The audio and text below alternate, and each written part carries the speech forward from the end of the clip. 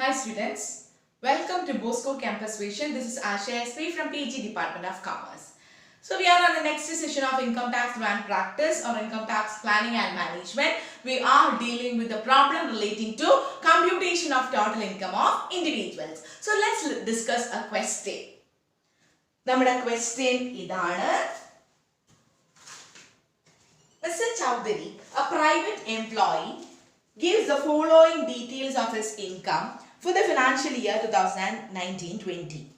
Salary per month 8,000, DNS allowance at the rate of 30% of salary,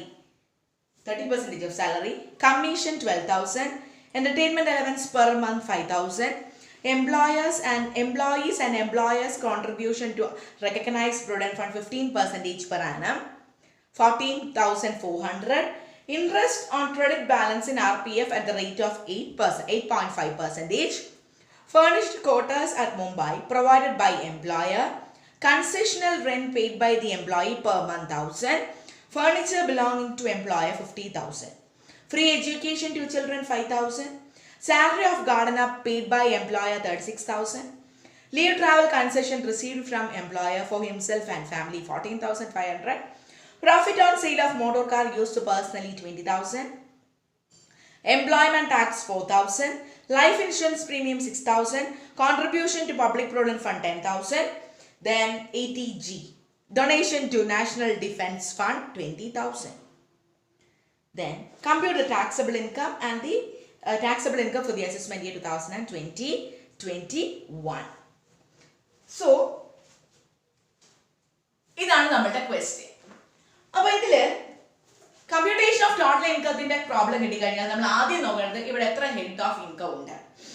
ഇവിടെ actually നമുക്ക് മൊത്തം രണ്ട് head, last he has bone A lottery and receive 35,000 during the previous year. അതുകൊണ്ട് ഇവിടെ നമുക്ക് രണ്ട് head of income ആണുള്ളത്. ഒന്ന് ഇൻകം ഫ്രം സാലറിയും ഒന്ന് ഇൻകം ഫ്രം അതർ സോഴ്സും. ആദ്യം പറഞ്ഞിരിക്കുന്ന 15 ഐറ്റംസും ഏത് ഹെഡിലാണ് വരുന്നത്? Income from salary. ലാസ്റ്റ് പറഞ്ഞിരിക്കുന്നത് ഇൻകം ഫ്രം അതർ സോഴ്സ്.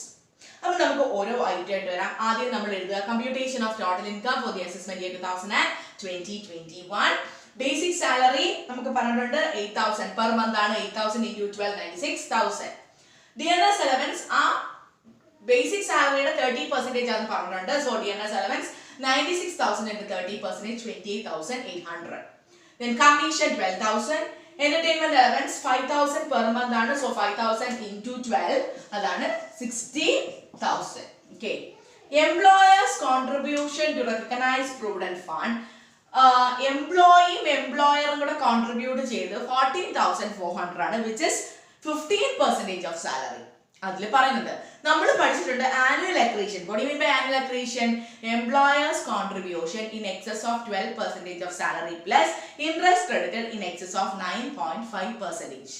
അപ്പോൾ എംപ്ലോയറുടെ കോൺട്രിബ്യൂഷൻ എംപ്ലോയിയുടെ സാലറിയുടെ 12% കൂടുതലും ക്രെഡിറ്റ് ആകുന്ന ഇൻട്രസ്റ്റ് 9.5 കൂടുതലാണെങ്കിലും നമുക്കത് ചെയ്താൽ മതി. അപ്പോൾ ഇവിടെ 15% ആണ് ക്വസ്റ്റ്യൻ തന്നിരിക്കുന്നത്. സോ എത്ര പെർസെന്റേജ് എക്സസ് ഉണ്ട്? 15 minus 12 3% എക്സസ് ഉണ്ട്. അപ്പോൾ നമ്മൾ എങ്ങനെ എക്സസ് കണ്ടുപിടിക്കും? 14,400 into ഇത് 15% ഇല്ല, നമുക്ക് ആ എക്സസ് മാത്രം മതി. സോ 14,400 into 3/15 ഇത് ഞാൻ പഠിപ്പിച്ചിട്ടുണ്ട്. സോ 28,880. ഇൻട്രസ്റ്റ് ക്രെഡിറ്റഡ് ഇവിടെ ഇൻട്രസ്റ്റിന് 8.5% വരെ ഉള്ളൂ. നമുക്ക് എത്രയിൽ എക്സസ് ആവേണ്ടത്? Interest credited in excess of 9.5%. Are you clear? Then അപ്പോൾ അവിടെ നമുക്ക് ഇൻട്രസ്റ്റ് ക്രെഡിറ്റഡ് വേണ്ട, because it does not exceed 9.5%. 8.5% ഉള്ളൂ. Then ഫർണിഷ് ഹെഡ് ക്വാർട്ടേഴ്സ് അവിടെ നിൽക്കട്ടെ. അത് ഏത് പർപ്പസ് ആണ്? Rent free accommodation. Free education to children, അത് എഡ്യൂക്കേഷൻ അലവൻസ് അല്ല. നമ്മൾ പെർക്വസിറ്റി പഠിച്ചായിരുന്നല്ലോ, education facility provided to the employees children. അതാണ് നമ്മൾ പറഞ്ഞായിരുന്നു. എത്ര വരെ എക്സംപ്റ്റഡ് ആണ്? 1,000 പെർ മന്ത്. ഒരു മാസം 1,000 rupees വരെ എക്സംപ്റ്റഡ് ആണ്. അതായത് ഒരു വർഷം 12,000 rupees വരെ എക്സംപ്ഷൻ കിട്ടും. ഇവിടെ 5,000 ഉള്ളൂ. സോ ഇറ്റ് ഇസ് നിൽ. ക്ലിയർ? അത് ഓരോന്നും പഠിപ്പിക്കുമ്പോൾ ഡൗട്ട് ഉണ്ടെങ്കിൽ, ഓരോ പോയിന്റ് പഠിപ്പിക്കുമ്പോൾ ഡൗട്ട് ഉണ്ടെങ്കിൽ ആ പർട്ടിക്കുലർ സെക്ഷൻ എടുത്ത് നോക്കിയാൽ മതി, നിങ്ങൾക്ക് മനസ്സിലാവും. Then salary of gardener, it is a perquisite per annum ആയതുകൊണ്ട് 36,000 തന്നെ നമ്മൾ ഡയറക്റ്റ് ആയിട്ട് എഴുതി. Then leave travel concession. Leave travel concession is exempted. അത് എപ്പോഴും ഓർക്കുക, leave travel concession is exempted. Note എഴുതുമ്പോൾ നിങ്ങൾ എഴുതിക്കുക leave travel concession is exempted. Then profit on sale of motor car. Normally ഒരു ക്യാപിറ്റൽ അസറ്റിന്റെ വിറ്റ് കിട്ടുന്ന അതിന്റെ പ്രോഫിറ്റ് നമ്മൾ എവിടെ കാണിക്കുന്നത്? അതിന്റെ ടാക്സബിൾ ആണ്. അതിന്റെ ഇൻകം ഫ്രം ക്യാപിറ്റൽ ഗെയിൻ. ഇവിടെ മോട്ടോർ കാർ ഒരു ക്യാപിറ്റൽ അസറ്റ് ആണോ? അല്ല. Motor car is not a capital asset, so it is not taxable. Then life insurance premium, contribution to public provident fund, donation to national defense fund, ഇത് എല്ലാം ഡിഡക്ഷൻസിലാണ് വരുന്നത്. So അപ്പോൾ നമുക്ക് ഇനി rent free accommodation നോക്കാം. ഇയാൾ ആദ്യം നമ്മൾ ഒരു ക്വസ്റ്റ്യൻ കിട്ടിക്കഴിഞ്ഞാൽ നമ്മൾ 2 കാര്യങ്ങളാണ് നോക്കേണ്ടത്.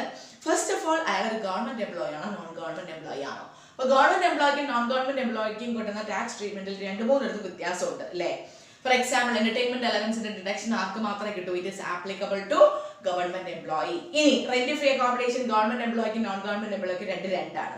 ഇവിടെ ക്വസ്റ്റ്യനിൽ പറയുന്നുണ്ട് he is a private employee. So accommodation for non government employees, it is again classified into 2: accommodation owned by the employer, accommodation hired by the employer. ഇവിടെ അക്കോമഡേഷൻ ഓൺഡ് ആണോ ഹയർഡ് ആണോ? ഇവിടെ റെന്റ് എംപ്ലോയർ കൊടുക്കുന്ന റെന്റിന്റെ കാര്യമൊന്നും ക്വസ്റ്റ്യനിൽ പറഞ്ഞിട്ടില്ല.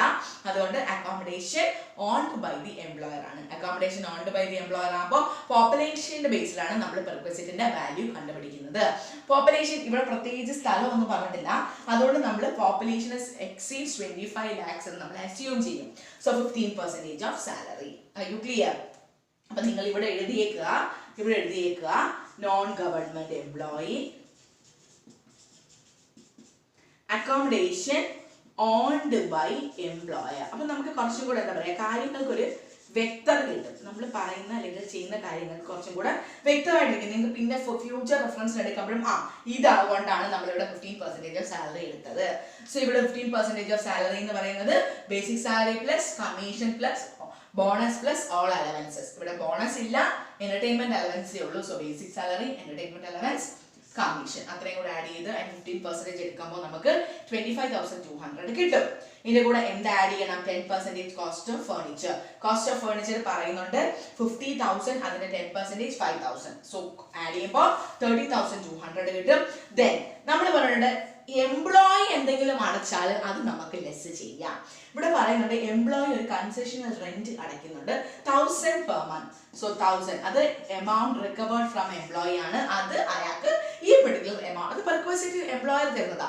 അതിൽ നിന്നും എംപ്ലോയിക്ക് ആ പെർട്ടിക്കുലർ എമൗണ്ട് കുറയ്ക്കാം. സോ നമ്മുടെ റെന്റ് ഫ്രീ അക്കോമഡേഷൻ എന്ന് പറയുന്നത് 18,200. സോ ഇതാണ് നമ്മളുടെ ഗ്രോസ് സാലറി. അപ്പോൾ നമുക്ക് ഇനി എന്ത് കണ്ടുപിടിക്കാം? നമുക്ക് ഇനി നെറ്റ് സാലറി വേണം. നെറ്റ് സാലറി വേണമെന്നുണ്ടെങ്കിൽ ഇവിടെ സ്റ്റാൻഡേർഡ് ഡിഡക്ഷൻ 40,000 ഉണ്ട്. എന്റർടൈൻമെന്റ് അലവൻസിന് ഡിഡക്ഷൻ കിട്ടുമോ? ഇല്ല, because it's not a government employee. പിന്നെ ഒരു പ്രൊഫഷണൽ ടാക്സ് ഉണ്ട്, ദാറ്റ് ഈസ് 4,000 per year. അപ്പോൾ 2 ഐറ്റംസ് ആണ് നെറ്റ് സാലറി കണ്ടുപിടിക്കാൻ വേണ്ടി നമ്മൾ എടുക്കുന്നത്. ഒന്ന് സ്റ്റാൻഡേർഡ് ഡിഡക്ഷൻ 40,000, ഒന്ന് എന്റർടൈൻമെന്റ് അലവൻസ് 4,000. സോ അത് നിങ്ങൾ സ്വന്തമായിട്ട് ചെയ്യാം. ഇനി നമുക്ക് ടോട്ടൽ ഇൻകം കണ്ടുപിടിക്കാം.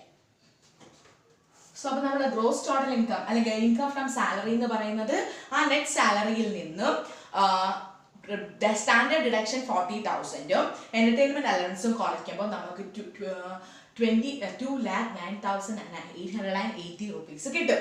So income from, there is another head, income from other source. അതിൽ winnings from lottery received ആണ്. So it is net amount ആണ്. നമ്മൾ അതിനെ എങ്ങോട്ട് കൺവേർട്ട് ചെയ്യണം? ഗ്രോസ് എമൗണ്ടിലോട്ട് കൺവേർട്ട് ചെയ്യണം. So 35,000 into 100/70. നമ്മൾ ഇൻകം ഫ്രം അതർ സോഴ്സിൽ ഇതിന്റെ ട്രീറ്റ്മെന്റ് പഠിച്ചിട്ടുണ്ട്. സോ അങ്ങനെ കൺവേർട്ട് ചെയ്യുമ്പോൾ ദാറ്റ് മീൻസ് 35,000 into 100/70 എങ്ങനെ വന്നു? 100 minus 30. ദാറ്റ് മീൻസ് 100 minus 30 എന്ന് പറഞ്ഞാൽ ആ 30 എന്ന് പറയുന്നത് അതാണ് TDS. 30% ആണ് TDS. സോ അപ്പോൾ 35,000 ആണ് നമ്മളുടെ കയ്യിൽ കിട്ടിയെങ്കിൽ ആ ലോട്ടറി അടിച്ച എമൗണ്ട് എന്ന് പറയുന്നത് 50,000. അതാണ് നമ്മൾ ഇൻകം ഫ്രം അതർ സോഴ്സിൽ കാണിക്കേണ്ടത്. സോ അത് രണ്ടും കൂടെ ആഡ് ചെയ്യുമ്പോൾ നമുക്ക് 2,59,880 rupees is the gross total income.